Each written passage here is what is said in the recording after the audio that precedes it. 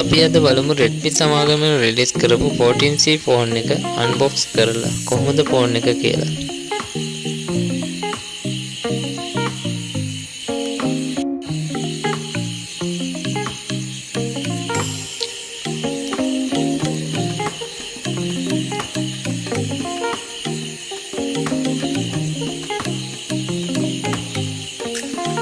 Open කරපු ගාම බලා ගන්න තියෙනවා ෆෝන් එක. ඒක අපි ඔන් වෙන්න තියලා ඇතුලේ මොනවද තියෙන්නේ කියලා බලමු.